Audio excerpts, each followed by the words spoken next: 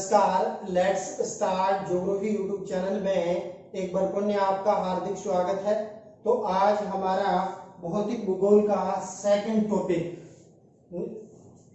Cell से क्या तात्पर्य है, या सेल को हम चट्टान भी कहते हैं, रॉक्स भी कहते हैं। भी चट्टान किसे कहते हैं, चट्टानों की क्या क्या विशेषताएं पाई जाती है, ये कितने प्रकार की है, और उसका हम विस्तार से अध्ययन करेंगे। तो हम देखें तो बेसिकली हमारी भूपर पट्टी है जिसके अंदर लगभग 2000 से अधिक खनिज पदार्थ हैं वो पाए जाते हैं। लेकिन मुख्य रूप से क्या है, यानी 8 खनिज पदार्थ हैं इसके अंदर पाए जाते हैं। तो बेसिकली हम देखते हैं सेल कहते किसे हैं, यानी वे समस्त पदार्थ जिसमें भूपर पट्टी का क्या होता है, निर्माण हुआ है।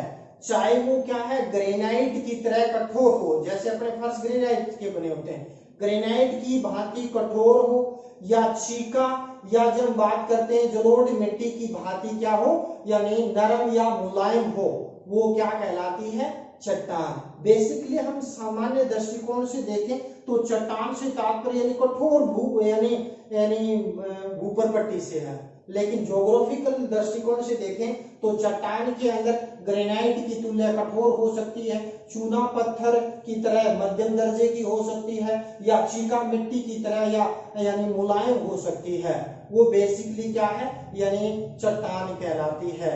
एक भूगोलवेत्ता हुए फ्रेंच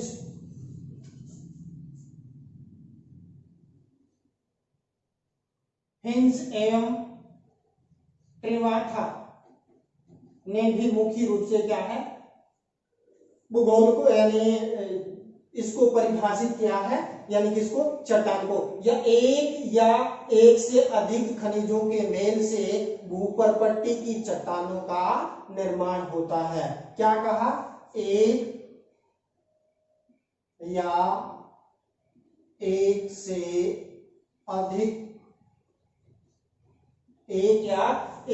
अधिक खनिजों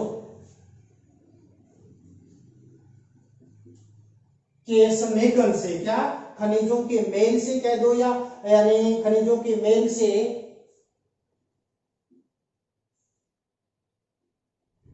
क्या है, चट्टानों का, यानी भूपर पट्टी की चट्टानों का क्या निर्माण होता है, मेल से भूपर पट्टी की चट्टानों का निर्माण होता है। ये किसने कह दिया भाई, फिंच व ट्रिवाथा ने। एक या एक से अधिक खनिजों के मेल से भूपर पट्टी की चट्टानों का क्या है, निर्माण होता है। और जो चट्टान होती है जिसको हम सेल भी कहते हैं, सेल का जो अध्ययन करते हैं वो सेलों का विज्ञान जिसको पेट्रोशास्त्र कहते हैं। क्या कहते हैं, पेट्रोशास्त्र या सेलों का विज्ञान, जिसमें सेल की क्या क्या विशेषताएं, कितने प्रकार की है, रासायनिक संगठन कौन यानी कैसा है, उसमें कौन कौन से खनिज पदार्थों की अध्ययन किया जाता है, वो यानी पेट्रोशास्त्र के अंदर इसका अध्ययन है वो सेल का किया जाता है।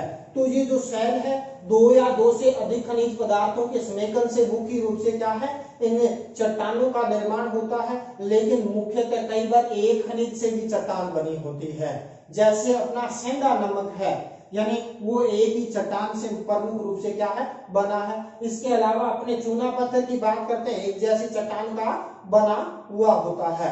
तो इस प्रकार यदि हम बात करते हैं कि एक यानी सामग्री, चाहे वो ठोस अजैव पदार्थ जिनकी यानी क्या सुव्यवस्थित क्या हो, आणविक संरचना हो, एक निश्चित रासायनिक संगठन होता है, वो क्या कहलाता है, सेल खनिज कहलाता है। यानी सेल खनिज क्या हो गया कि एक सामग्री, ठोस या अजैव पदार्थ जिनकी सुव्यवस्थित क्या हो, आणविक संरचना हो, एक निश्चित रासायनिक संगठन होता है, वो क्या कहलाती है, सेल कहलाती है। तो सामान्य दृष्टिकोण से सेल को हम किस प्रकार करेंगे, वे समस्त पदार्थ जिन जो भूपर्पट्टी का निर्माण हुआ है, चाहे वो ग्रेनाइट की भांति कठोर हो या हम बात करते हैं चूना पत्थर की तरह मुलायम यानी मध्यम दर्जे का, या यूं बात करते हैं मिट्टी के तरह मुलायम हो, वो क्या कहलाती है, शैल कहलाती है। और शैल की यदि हम बात करते हैं, जिस यानी विज्ञान में अध्ययन करते हैं, उसको पेट्रोशास्त्र के नाम से जाना जाता है। और धरातल के अंदर देखें तो धरातल से हम नीचे जाएंगे, धरातल से 16 किलोमीटर तक यदि हम जाएं तो 95% भाग किससे बना हुआ है भाई, 95% भाग शैलों से बना है। भूपर्पट्टी का यानी 16 किलोमीटर तक का भाग देखें तो 95% भाग शैलों से प्रमुख रूप से क्या है, बना है। तो इस प्रकार यदि हम देखें तो शैलों की प्रकार कितने हैं, यानी शैलों को उत्पत्ति के आधार पर यदि हम देखें तो उत्पत्ति के आधार पर हम शैलों को 3 भागों के अंदर प्रमुख रूप से क्या है, विभाजित करते हैं, जिसके अंदर हम उनकी प्रमुख विशेषताओं का अध्ययन करेंगे, उनको कितने उपभागों में विभाजित किया गया है उनका भी हम विस्तार से अध्ययन है करेंगे। तो देखिए, यानी सर्वप्रथम आती आग्नेय चट्टान और दूसरी अवसादी, जिसको हम क्या परतदार चट्टान भी कहते हैं, तलछटीय चट्टान भी प्रमुख रूप से इसको जाना जाता है।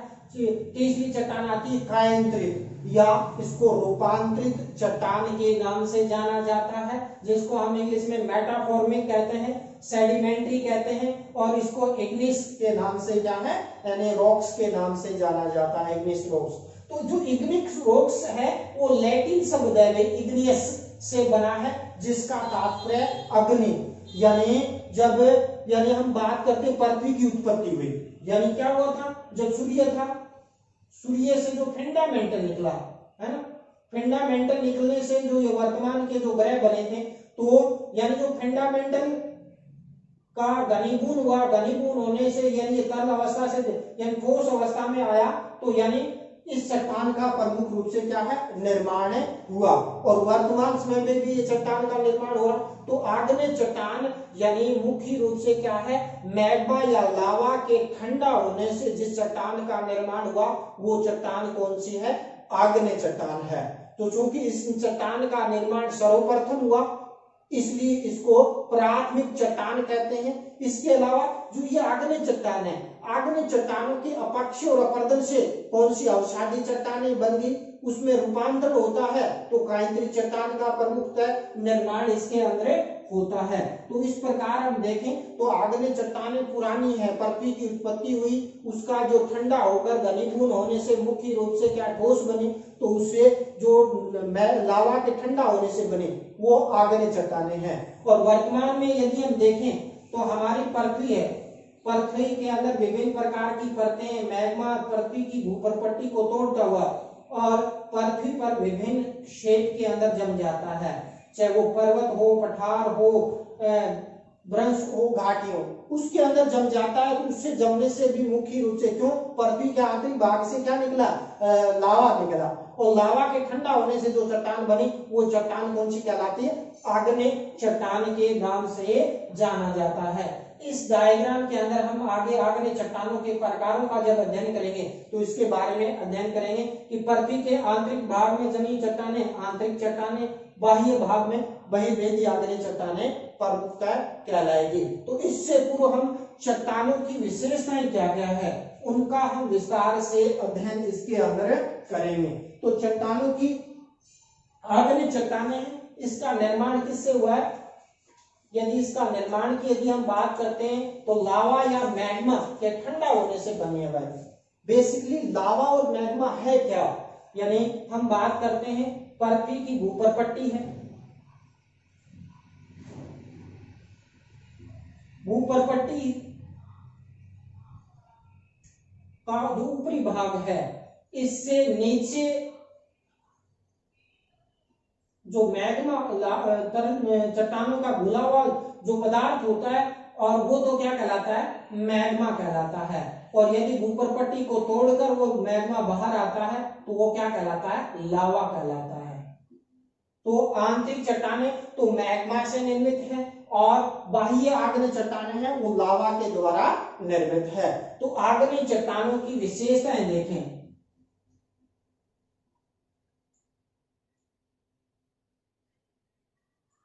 तो चूंकि इसका जो मैग्मा होता है ये यानी लगभग 600 से लेकर 1200 डिग्री सेंटीग्रेड तापमान होता है। तो जब ये पृथ्वी के आंतरिक भाग में या बाह्य भाग में जमेगा तो ये चट्टानें बेसिकली कठोर होती है। क्या होती है? चट्टानें कठोर होती है। दूसरी यदि हम इसकी विशेषताएं बात करते हैं तो इसके अंदर क्या नहीं मिलते भी? रंध्र नहीं मिलते, रंध्र या छिद्र नहीं पाए जाते इसके अंदर। क्यों? क्योंकि मैग्मा यानी बिल्कुल गाढ़ा चिपचिपा होता है, उसके अंदर यानी छिद्र है वो प्रमुख है नहीं मिलते। हालांकि इसमें क्या पाए जाते हैं? रवेदार होती है चट्टान। रवे यानी जो पतले पतले रवे होते हैं, आंतरिक भाग में बड़ा रवे मिलेंगे जिसमें ग्रेनाइट देखें, बाह्य भाग में यानी रवे प्रमुख रूप से कम मिलेंगे, जैसे गैब्रा है, बेसाल्ट है, यानी बाह्य आग्नेय चट्टान का यानी प्रमुख रूप से क्या है? उदाहरण है। इसके बाद यदि हम बात करते हैं यानी इस आग्नेय जो चट्टानें हैं इसमें चूंकि तापमान होता है 600 से 1200 डिग्री सेंटीग्रेड, तो इसमें क्या नहीं मिलते भाई? जीवाश्म अवशेष नहीं मिलते। जीवाश्म अवशेष इसके अंदर प्रमुखता है वो नहीं पाए जाते आग्नेय चट्टानों के अंदर। और इसके अंदर बात करते हैं, ये चट्टानें चूंकि अत्यधिक कठोर होती है और इस चट्टानों के अंदर जल अंदर प्रवेश नहीं करता है। तो जल अंदर प्रवेश नहीं करेगा तो इस चट्टानों का क्या होगा? रासायनिक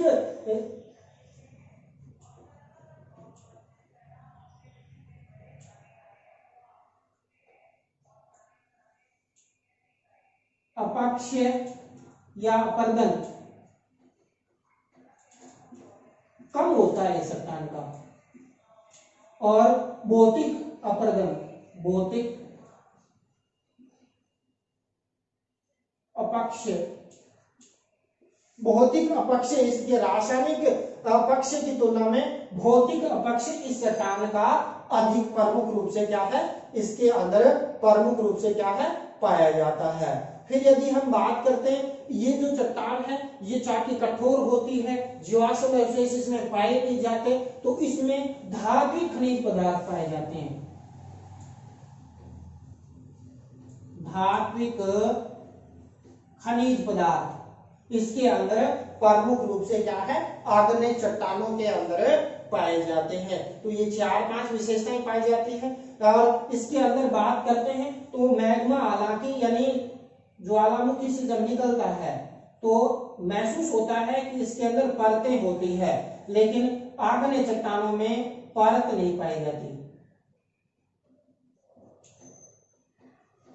परतें हैं वो प्रमुखता नहीं पाई जाती है। महसूस ऐसा होता है कि इसमें परतें होती है, लेकिन परत इसके अंदर है वो नहीं पाई जाती।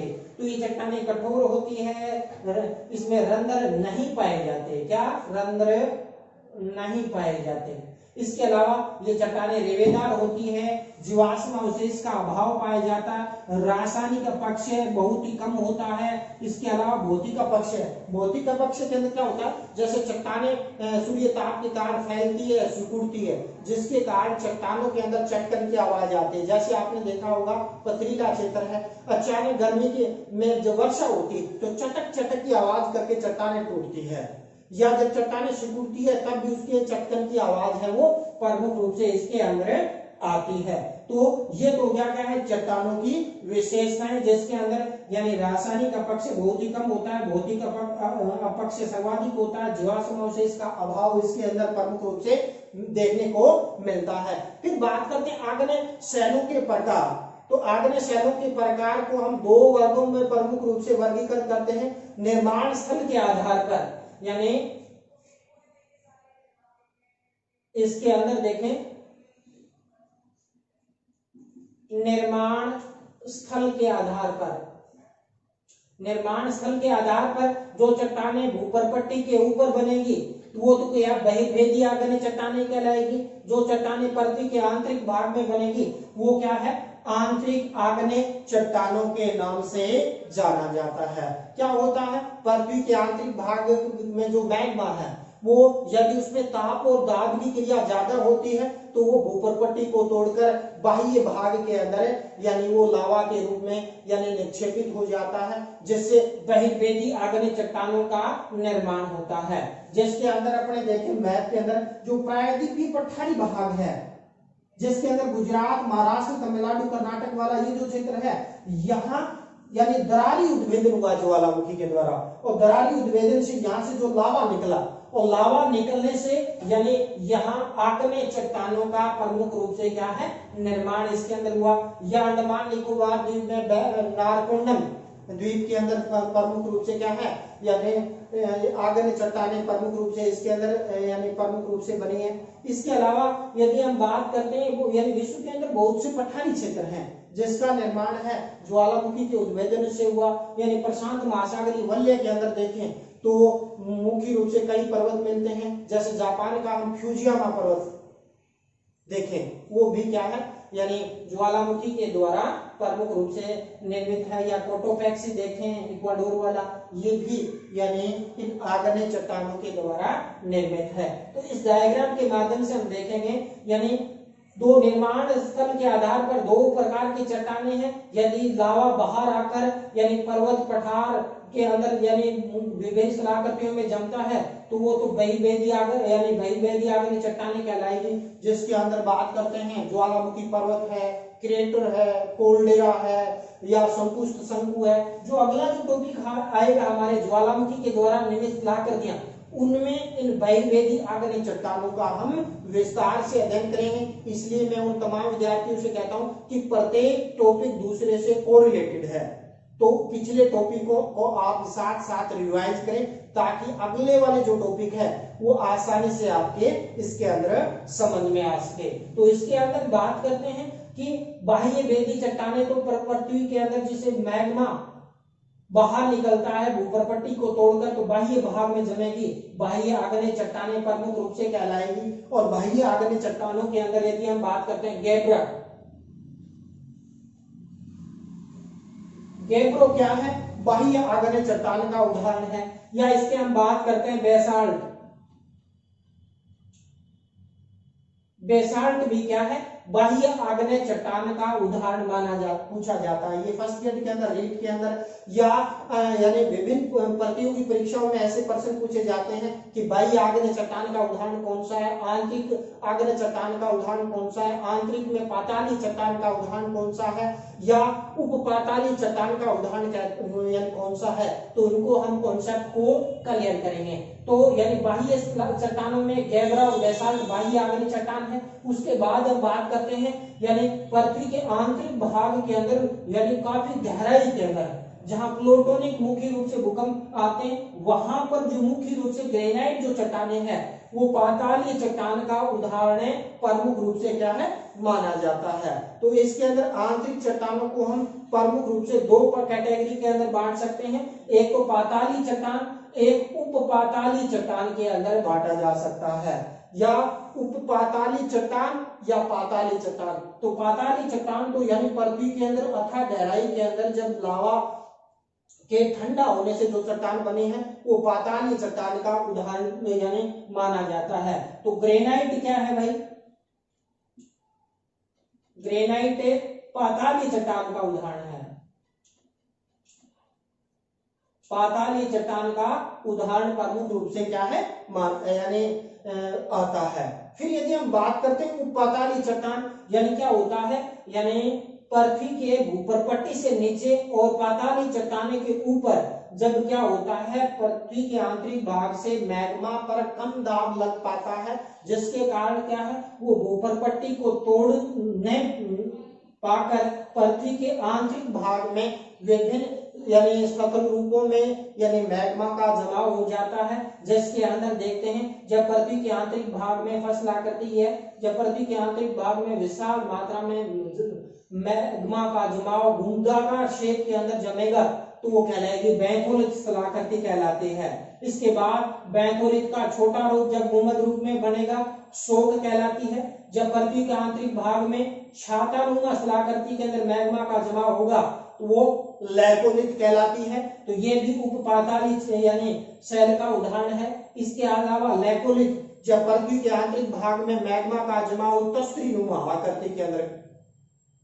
मैग्मा का जमाव होगा तो वो चट्टान क्या कहलाएगी, यानी उपपाताली चट्टान कहलाएगी। अपने स्टार खिलाड़ी रहे हैं राजगढ़ के, यानी जो तस्त्री खेलते थे, तो उसको आप बताएं कमेंट माध्यम से कौन से खिलाड़ी यहाँ के यानी अंतरराष्ट्रीय स्तर पर खेल चुके हैं, जिसको हम तस्त्री या डिस्कस थ्रो भी प्रमुख रूप से क्या है कहते हैं। तो वो भी यानी लैकोलिथ भी क्या है, यानी उपपाताली चट्टान का उदाहरण है। या क्या होता है, पृथ्वी में कठोर और मुलायम चट्टानों में मैग्मा फेंका जाता है तो लहरदार आकृति के अंदर चट्टान बनती है, जिसको हम फैकोलिथ चट्टान के नाम से कहा जाता है। या पृथ्वी के आंतरिक भाग में मैग्मा का जमाव क्षैतिज चट्टानों में विशाल मात्रा में जमेगा तो ऐसी स्टोक स्थलाकृति का निर्माण होगा।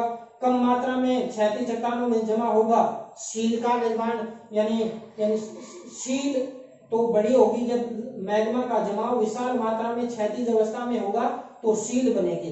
शील का छोटा रूप क्या होगा, शीट। या पृथ्वी के आंतरिक भाग में लंबवत मैग्मा का जमाव होगा तो कौन सी स्थलाकृति बनेगी, डाइक का निर्माण होगा। तो ये हम ज्वालामुखी के द्वारा जब निर्मित स्थलाकृतियां पढ़ेंगे तो उसका और ज्यादा विस्तार करेंगे, एक एक डायग्राम को बारीकी से समझेंगे। तो इसलिए आप इन वीडियो को कंटिन्यू प्रोसेस के अंदर देखते रहें। तो इसके अंदर बात करते हैं, ये होगी क्या, उपपाताली चट्टान प्रमुख रूप से इसके अंदर आ जाती है। तो इस प्रकार उपपाताली चट्टानों में लैकोलिथ है, फैकोलिथ है, शील है, शीट है, डाइक प्रमुख रूप से क्या है इसके अंदर आ जाती है। तो इस प्रकार यानी पाताली चट्टानों में तो क्या आएगी, यानी ग्रेनाइट आ जाती है। और बाह्य आग्नेय चट्टानों के अंदर बेसाल्ट और गेब्रा आ जाती है। उपाताली चट्टानों के अंदर स्टॉक है, लैकोलिथ है, फैकोलिथ है, शील है। जैसे ये जो चट्टाने के द्वारा निर्मित स्थलाकृतियां हैं वो इसी के अंदर प्रमुख रूप से क्या है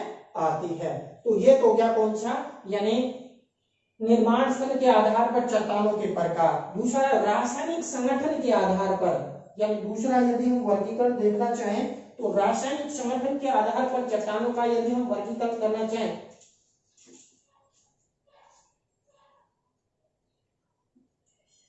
रासायनिक संगठन,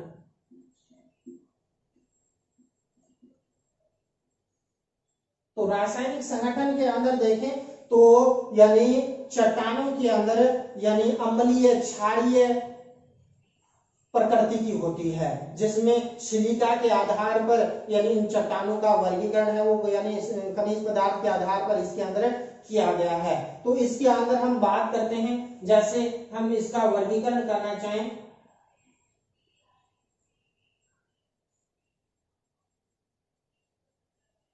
अम्लीय शैल,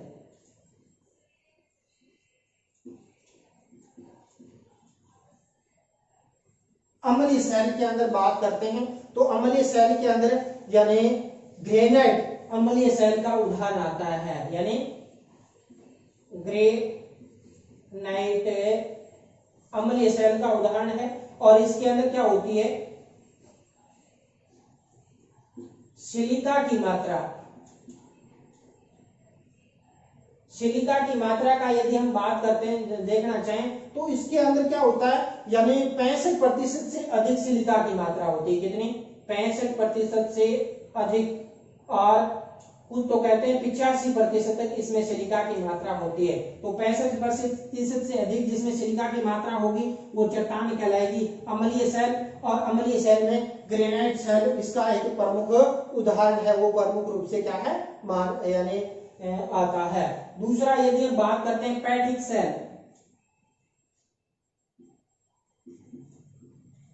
या इसको क्षारीय प्रकृति की होती है, क्षारीय शैल भी इसको प्रमुख रूप से क्या है कहते हैं। और इसमें यदि हम बात करते हैं सिलिका की मात्रा यानी कम पाई जाती है, यानी सिलिका खनिज पदार्थ है वो यदि हम देखें तो 45 से 55% सिलिका की मात्रा है इसके अंदर प्रमुख रूप से क्या है पाई जाती है। और इसके अंदर यदि हम देखें पैटिक सेल के अंदर, तो पैटिक सेल के अंदर जब मैग्मा पतला होता है, सिलिका की मात्रा गाढ़ा, तो यानी फैल जाता है। तो इसमें यदि हम बात करते हैं बेसाल्ट और गैब्रो, यानी ये क्या है, यानी पैटिक सेल का उदाहरण है, या इनको बाह्य सेल मुख्य रूप से इसको माना जाता है। तो रासायनिक दृष्टिकोण से अम्लीय सेल, फैटिक सेल और मध्यवर्ती सेल। तीसरा यदि हम बात करते हैं तो कौन सा आ जाता है, मध्यवर्ती। तो मध्यवर्ती सेल क्या होती है भाई, यानी अम्लीय और पैटिक सेल के मध्य सिलिका की मात्रा पाई जाती है, वो सेल कौन सी कहलाती है, मध्यवर्ती सेल प्रमुख रूप से क्या है कहलाती है। तो इसके अंदर यदि हम बात करते हैं डायोराइट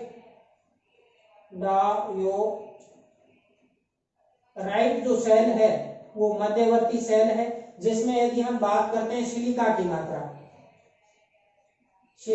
मात्रा इसके अंदर कितनी होती है भाई, यानी 65% से तो क्या होगी कम, तो 65 से यानी 55 से नीचे से ले देते हैं, 55 से 65% जिसमें सिलिका की मात्रा होगी वो मध्यवर्ती सेल होती है, जिसमें मुख्य रूप से क्या है अम्लीय और पैटिक सेल के मध्य के अंदर क्या वर्ती गुण इसके अंदर पाए जाते हैं, और जिसके अंदर सिलिका की मात्रा 55 से 65% पाई जाती है। इसके बाद हम चौथी यदि हम रासायनिक दृष्टिकोण से देखें, अल्ट्रापैटिक सेल, यानी अल्ट्रापैटिक सेल के अंदर देखना चाहें तो इसके अंदर क्या होगी भाई, सिलिका की मात्रा 45% से कम पाई जाती है। कितने में, पैटिक सेल के अंदर सिलिका की मात्रा 45% से कम पाई जाती है। पेरिडोनाइट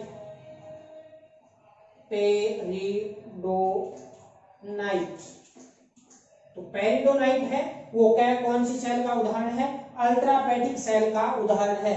तो रासायनिक संगठन के दृष्टिकोण से देखें, अम्लीय सेल जिसमें ग्रेनाइट का उदाहरण है, सिलिका की मात्रा 65 से 85% के बीच होती है।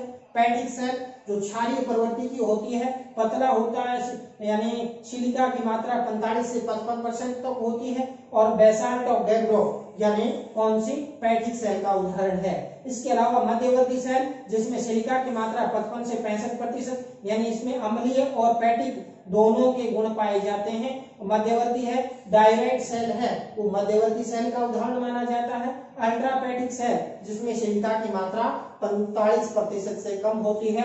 और पेरिडोनाइट सेल है वो यानी अल्ट्रापैटिक सेल का उदाहरण है, वो प्रमुख रूप से माना जाता है। तो इस प्रकार आगरी चट्टानें भारत के अंदर प्रायद्वीपीय पठारी भाग के अंदर जो दरारी उद्भेदन हुआ, वो दरारी उद्भेदन से जो लावा निकला, उस लावा से इस चट्टान का मुख्य रूप से निर्माण हुआ। तो ये तो अपने देखा कौन सी, यानी आगरी चट्टानें। इसके बाद हम देखेंगे औषधि चट्टानें। तो औषधि चट्टानों के अंदर यदि हम बात करते हैं, चूना पत्थर 8%, बलुआ पत्थर 12%, 80% सेल का योगदान होता है। यदि औषधि चट्टानें, यानी औषधि चट्टानें या जिसको हम परतदार चट्टान भी कहते हैं, तलछटीय चट्टान कहते हैं, जिसको हम सेडिमेंट्री रॉक्स कहते हैं इंग्लिश में। और जो सेडिमेंट्री शब्द है लैटिन शब्द सेडिमेंटम से लिया गया है, जिसमें तात्पर्य यानी स्थिर या नीचे बैठना। सेडिमेंटम का मतलब क्या हो गया, नीचे बैठना। यानी अवसादों का वायु, समुद्री लहरें या धाराएं या नदियों के द्वारा मलबा का एक स्थान से दूसरे स्थान पर यानी अपक्ष और अपरदन के बाद उसका निक्षेप करती है, तो वो यानी परत दर परत होता है। कंकड़, पत्थर, बजरी, विभिन्न प्रकार का अवसाद होता है, तो इसमें परत दर परत जमती, इसलिए उसको परतदार कहते हैं। अवसादों के समेकन से इस चट्टान का निर्माण हुआ, इसलिए इस चट्टान को अवसादी चट्टान के नाम से जाना जाता है। और तलछट जमता है, यानी तलछट का जो मलबा है, यानी चाहे नदियों के द्वारा लाए गए तलछट, और तलछट का जमाव समुद्र में भी हो सकता है, इसलिए समुद्री तलछटीय यानी मुख्य चट्टान कहते हैं, अवसादी चट्टान, और झीलों में जमेगा या झील करते यानी तलछटी चट्टान कहते हैं। और इस प्रकार हम देखें तो यानी अवसादी चट्टानें इंग्लिश शब्द सेडिमेंट्री है, जो लैटिन शब्द सेडिमेंटम से लिया गया है, जिसका तात्पर्य नीचे बैठना है। अब हम इसका संगठन की बात करते हैं तो जो हमारी पृथ्वी है उसके अंदर अवसादी चट्टानों का स्ट्रक्चर देखें, अवसादी चट्टानों का संगठन, तो उसके अंदर क्या है 8% पर तो पाया जाता है चूना पत्थर, इसके बाद 12% पर पाया जाता है बलुआ पत्थर, 80% क्या है सेल के द्वारा अवसादी चट्टानों का संगठन है वो बना हुआ है। फिर यदि हम देखना चाहें कि यानी अवसादी चट्टानों का यानी वितरण पृथ्वी पर कितना प्रतिशत पाया जाता है, यदि हम क्षैतिज वितरण देखें, यह हमारी पृथ्वी है और पृथ्वी की ऊपरी भूपरपट्टी पर यदि हम देखना चाहें, है ना, तो या इसको हाँ ऊपरी देखना चाहें तो इसके 75% ऊपरी क्रस्ट पर क्या है यानी अवसादी चट्टानें हैं वो पाई जाती है, और 25% पर यानी धरातल पर अवसादी चट्टानें नहीं पाई जाती। क्षैतिज का मतलब होता है लंबवत, हमारी भूपरपट्टी है ऊपरी भाग के अंदर, क्यों?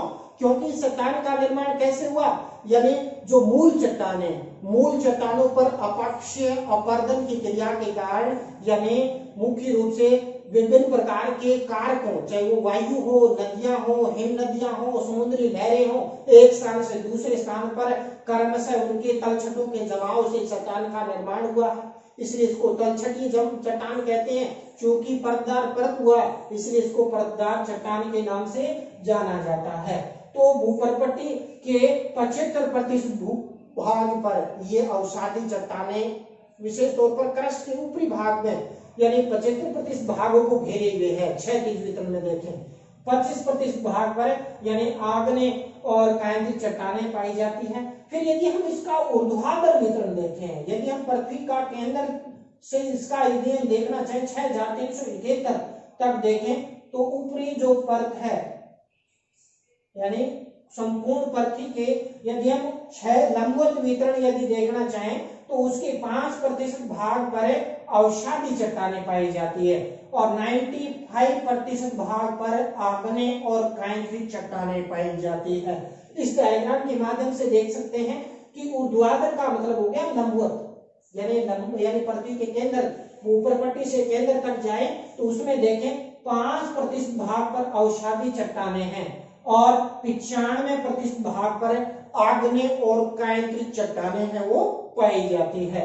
तो यानी क्षैतिज वितरण के दृष्टिकोण से देखें तो 75% भाग पर अवसादी चट्टानें पाई जाती हैं, 25% भाग पर अन्य चट्टानें हैं। वहीं हम ऊर्ध्वाधर वितरण देखें या लंबवत वितरण देखें तो यानी संपूर्ण पृथ्वी के 5% भाग पर ही क्या है यानी अवसादी चट्टानें हैं, 95% भाग पर कायंतिक और आग्नेय चट्टानें पाई जाती है। फिर हम बात करते हैं अवसादी चट्टानों का निर्माण कैसे हुआ। जैसे इस डायग्राम के माध्यम से देख सकते हैं पर्वतीय क्षेत्र से या हम बात करते हैं समुद्री क्षेत्र के अंदर यानी मिट्टी का जमाव क्या होता है, यानी ऊपरी क्षेत्र क्या हो गया मोटे मोटे कंकड़ पत्थरों का जमाव होगा और कंकड़ पत्थर युक्त यानी मुख्य रूप से चट्टान होगी। नीचे आएंगे तो महीन बालू का मिट्टी का जमाव होगा और नीचे जाएंगे तो जिसको हम पंख कहते हैं कीचड़ का जमाव होगा और आगे जाएंगे तो यानी जो वनस्पति या जीव जंतुओं के अवशेष वहां पर मुख्य रूप से क्या है मिलते हैं। तो इस प्रकार यदि हम देखना चाहें यानी इस चट्टान के अंदर का निर्माण कैसे हुआ यानी विभिन्न प्रकार के भौतिक कारकों जिसमें भौतिक के अंदर रासायनिक भौतिक के अंदर विभिन्न सूर्य का ताप आ गया, अन्य जो कारक आते हैं जिसके अंदर चट्टानों का भौतिक यानी रासायनिक क्रिया के द्वारा चाहे अपक्ष हो या अपरदन हो, उसके बाद एक चट्टान दूसरे चट्टान पर मुख्य रूप से क्या है वहां पर रासायनिक भौतिक क्रियाएं होती है, वहां से चट्टानें अपरदित होकर अपक्षित होकर विभिन्न माध्यमों से एक स्थान से दूसरे स्थान पर जमने से जो चट्टान बनी वो अवसादी चट्टान है। और अवसादी चट्टान की विशेषताएं देखना चाहें निर्माण मूल चट्टानों के अपक्षय व अपरदन से इसका निर्माण हुआ है। यानी मूल चट्टान कौन सी होगी, आग्नेय होगी या काइंट्रिक, उस चट्टानों के अपक्षय और अपरदन की क्रिया के कारण इस चट्टान का निर्माण हुआ। दूसरा देखें, भूपर पट्टी के 75% भाग पर अवसादी चट्टानें पाई जाती है। तीसरा बात करते हैं, अनेक परतें पाई जाती है, क्योंकि कंकड़, पत्थर, बजरी, लोई मिट्टी, विभिन्न प्रकार की परतें पाई जाती है। और परतें मिलेगी तो विभिन्न इनकी संगठन क्षमता के अंदर यानी विभिन्न खनिज पदार्थ, विभिन्न प्रकार की चट्टानी स्वरूप मिलेगा। तो इसमें रंध्र पाए जाते हैं, छिद्र इस चट्टान के अंदर प्रमुख रूप से क्या है, पाए जाते हैं। और चूंकि इसके अंदर यानी वनस्पति और विभिन्न प्रकार के जीव जंतु के अवशेष भी इसके अंदर मिलते हैं, तो इसके कारण इसके अंदर क्या है, जीवाश्म अवशेष प्रमुख रूप से पाए जाते हैं। इस डायग्राम के माध्यम से हम देखते हैं कि झारखंड, पश्चिम बंगाल के अंदर यहाँ कोयला मिलना, या कर्नाटक, तमिलनाडु क्षेत्र में कोयला मिलना, या अपने पश्चिमी राजस्थान के अंदर यानी बीकानेर के पलाण क्षेत्र के अंदर, या करपुड़ी, जालिपा वाला जो ये वाला जो क्षेत्र है, या हम बात करते हैं जो खनिज तेल निकल रहा, वो ये क्या साबित करता है कि सघन वनस्पति के मुख्य रूप से क्या है, यानी भूगर्भिक हलचल के कारण नीचे दबने और उसके अंदर यानी उस चट्टान के अंदर यानी ताप और ताप लगा तो यानी उसके अंदर यानी ये चट्टान कोयले का यानी निर्माण हुआ। तो इस प्रकार यदि हम देखें तो यानी इस चट्टान के अंदर यानी जीवाश्म अवशेष पाए जाते हैं। जीवाश्म अवशेष के गलने सड़ने से और उसके अंदर यानी कोयला और पेट्रोलियम पदार्थ है वो प्रमुख रूप से क्या है, इसी परत के अंदर 75% जीवा यानी जो पेट्रोलियम और मुख्य रूप से क्या है, कोयला, इन चट्टानों के अंदर पाया जाता है। इसके अंदर ये चट्टानें असंगठित प्रकार की होती है, ज्यादा इसकी संगठन क्षमता मजबूत नहीं होती, इसके कारण चट्टान का अपरदन बहुत शीघ्र ही हो जाता है। मैं बात करूं, यह अवसादी चट्टानें भारत में सबसे ज्यादा क्षेत्र में फैली हुई है। यह प्रश्न पूछा भी गया है कि अवसादी चट्टानें क्या, जैसे उत्तर भारत का विशाल मैदान, ये क्या था, पहले तैतीस सागर था, और ये अपने राजस्थान में जहां खड़े हैं यहाँ भी तैतीस सागर था, लेकिन बाद में सिंधु, गंगा और उनकी सहायक नदियों ने इस तैतीस सागर के अंदर हिमालय क्षेत्र से मलबा को लाकर जमा कर दिया। धीरे धीरे ये मलबा के द्वारा यानी जो जलोढ़ मिट्टी है वो भी एक क्या है, अवसादी चट्टान का उदाहरण है। तो इस प्रकार अवसादी चट्टानें भारत में सबसे ज्यादा क्षेत्रफल में फैली हुई है। फिर हम चलो आगे बढ़ते हैं, शैलों के प्रकारों की बात करते हैं। यानी अवसादी चट्टानें हैं वो कितने प्रकार की होती है उसके बारे में थोड़ा सा डिस्कस कर लेते हैं। तो उसके अंदर यदि हम बात करते हैं प्रयुक्त अवसाद के आधार पर यदि हम चट्टान को वर्गीकरण करना चाहें तो उसको प्रमुख रूप से 3 भागों में बांटा जा सकता है। कितने भागों में भाई, 3 भागों के अंदर, यानी प्रयुक्त अवसाद के आधार पर। प्रयुक्त अवसाद के अंदर यदि हम देखना चाहें तो इसके अंदर एक है चट्टान चूर्ण, और चट्टान चूर्ण के अंदर बालू का पत्थर भी आ जाता है, चीका मिट्टी भी आ जाती है, लॉइस भी आ जाता है। यानी क्या हो गया, चट्टान चूर्ण, यानी चट्टानों में भौतिक और रासायनिक यानी अपक्षय होगा, जिससे चट्टानों के अंदर यानी विभिन्न टुकड़ों के अंदर विभिन्न अवसादों के रूप में प्रयुक्त हो जाएगी, जिसके अंदर बालू का पत्थर है, चीका मिट्टी है, लोयस है। यानी ये चट्टान चूर्ण अवसादी चट्टान का उदाहरण है। इसके अलावा यानी जैविक तत्व निर्मित, दूसरा कौन सा हो गया, जैविक तत्व निर्मित। जैविक तत्व से तात्पर्य यानी वनस्पति जीवाश्म अवशेष को गलने सड़ने से जो चट्टान बने वो जैविक तत्व द्वारा निर्मित चट्टान है। और इसके अंदर जैसे डोलोमाइट है, या यूं बात करते हैं यानी इसके अंदर भी जैविक चट्टान को 2 कैटेगरी में बांट सकते हैं हम। एक तो क्या है, चूना प्रधान, दूसरा जीवाश्म प्रधान। तो चूना प्रधान के अंदर अपने पृथ्वी के अंदर देखें, समुद्र के अंदर यानी विभिन्न प्रकार के यानी वनस्पति पाई जाती है, विभिन्न प्रकार के यानी जीव पाए जाते हैं, जिसके अंदर यानी ग्लोबिजेराउज, रेडियोलेरिनुज, उसके बारे में अपने जब यानी समुद्र के नितल के ऊंचाई पढ़ेंगे वहां के बारे में विस्तार से अध्ययन हम करेंगे। तो चूना प्रधान के अंदर जैसे डोलोमाइट है, या चूना पत्थर है वो यानी प्रमुख रूप से क्या है, चूना प्रधान चट्टान के अंदर प्रमुख रूप से आता है। चूना भी एक जैविक क्रिया के द्वारा निर्मित है। इसके अलावा रासायनिक तत्वों के द्वारा निर्मित चट्टान, तो रासायनिक तत्वों के द्वारा जैसे शेलखड़ी है, नमक है, खड़िया मिट्टी है, वो क्या है, रासायनिक क्रिया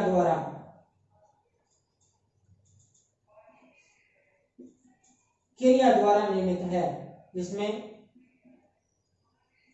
शेल खड़ी, खड़िया,